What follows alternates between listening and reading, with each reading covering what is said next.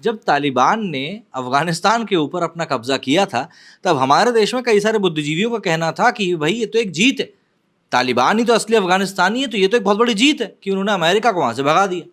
हमारे देश में कई सारी महिलाएं भी थीं जो कि इस बात को लेकर काफी खुश नजर आ रही थीं। वो महिलाएं बुद्धिजीवी थीं, मतलब कि वो खुश थीं कि भाई जो हो रहा बढ़िया हो रहा, चंगा सी। इसके पीछे हालांकि एक बड़ा कारण ये था कि उस समय की तत्कालीन अफगानिस्तान सरकार जो थी, उसके और भारत के बीच में संबंध काफी अच्छे थे, भारत का काफी निवेश था, तो इन लोगों का तालिबान का तारीफ करना कहीं ना कहीं भारत के ऊपर एक बहुत बड़ा कटाक्ष था। खैर, जो हुआ सो हुआ। लेकिन उसके बाद जो वहां पर तालिबान ने महिलाओं के ऊपर अत्याचार शुरू किए हैं, उनको देखते हुए हमारे भारत की इन्हीं बुद्धिजीवियों के पता नहीं क्यों मोबाइल में वो वाली न्यूज ही नहीं आती। अब देखिए, कल ही निकल कर एक खबर आई कि वहां पर अब ब्यूटी पार्लरों को बैन कर दिया गया है। आप जरा सोचिए, एक महिला के लिए ब्यूटी पार्लर का बैन हो जाना क्या है। लेकिन फिर भी भाई तालिबान बहुत जरूरी था। दरअसल अफगानिस्तान में कब्जा करने के बाद से तालिबान ने वहां की महिलाओं पर कई तरह के प्रतिबंध लगाए और अब तालिबान ने महिलाओं के सभी सैलून और ब्यूटी पार्लर्स बंद करने का फरमान जारी कर दिया है। तालिबान के वाइस और सदाचार मंत्रालय ने रविवार 2 जुलाई को आदेश जारी कर सैलून मालिकों को 1 महीने का समय दिया है कि भैया अपना बोरिया बिस्तर समेट लो। मीडिया रिपोर्ट्स के अनुसार तालिबान के सदाचार मंत्रालय ने कहा कि महिलाओं द्वारा संचालित सभी ब्यूटी पार्लरों को तुरंत प्रभाव से बंद किया जाना चाहिए। काबुल समेत सभी प्रांतों में हमारे आदेश का पालन किया जाए।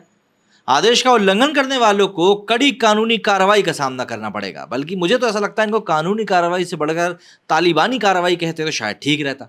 खैर, वहीं मंत्रालय के एक प्रवक्ता ने कहा कि इस फैसले के बारे में उसे 2 जुलाई को बताया गया था।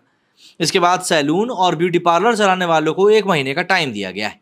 दरअसल तालिबान शासन के चलते अफगानिस्तान से भागकर अब तुर्की में रहने वाली एक अफगान महिला, जो कि कार्यकर्ता भी हैं, जिनका नाम जमीला है, इन्होंने ब्लूमबर्ग से बातचीत में कहा कि तालिबान का नया फरमान हजारों मेकअप आर्टिस्ट को प्रभावित करेगा।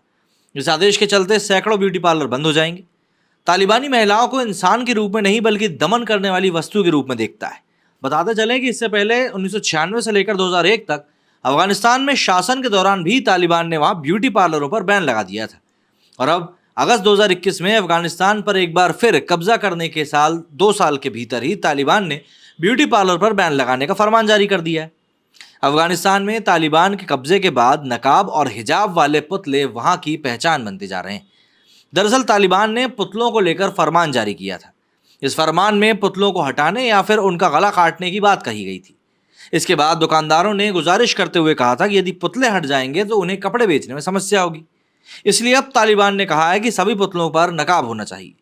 इस आदेश के बाद दुकानदारों ने पुतलों के चेहरे को प्लास्टिक या फिर एल्यूमिनियम की फॉइल से ढक दिया। प्रतिबंध का बोझ तले दबी अफगान महिलाएं साल 2021 में अफगानिस्तान पर कब्जा करने के बाद तालिबान ने कहा था कि महिलाओं के अधिकारों की बात की जाएगी। हालांकि सत्ता में काबिज होने के बाद तालिबान ने महिलाओं का दमन किया है और लगातार उनके अधिकारों का हनन किया है। दुनिया भर में निंदा के बावजूद अफगानिस्तान की तालिबानी सरकार आए दिन महिलाओं के खिलाफ कुछ ऐसे नए नए पाबंदियां लेकर आती है जिनको सुनकर ऐसा लगता है कि यार ये भी हो सकता है क्या। लिटरली, मतलब आपको झुंड में ही निकलना है, आपके साथ आदमी होना चाहिए, पार्लर बंद कर दिए हैं, पढ़ाई नहीं कर सकते, समझ में नहीं आता। खैर, इन सब के बीच में अफगानिस्तान में महिलाओं पर लगे प्रतिबंधों की एक लंबी फहरिस्त है। अफगान महिलाओं को अकेले घर से बाहर निकलने की मनाही है। साथ ही कोई महिला सार्वजनिक स्थान पर बिना हिजाब के अगर देखी गई तो उसके अभिभावक को जुर्माना और जेल की सजा भी होगी। ऐसे में तालिबान ने हमेशा ही महिलाओं को शिक्षा से दूर रखने की भी पूरी भरसक कोशिश और वकालत भी करी है। इसलिए वहां 6ठी कक्षा के बाद लड़कियों की उच्च शिक्षा पर भी प्रतिबंध लगा हुआ है। मतलब शिक्षा भी नहीं ले सकते आप, और हमारे देश के बुद्धिजीवी तारीफ कर रहे थे। खैर, इन सब के अलावा एनजीओ या किसी अन्य संस्थान में महिलाओं की नौकरी पर भी कई तरह के प्रतिबंध हैं। सीधी सी बात यह है कि भैया शोषण का कुआं आप यहाँ पर तालिबान की राजनीतिक सरकार को कह सकते हैं।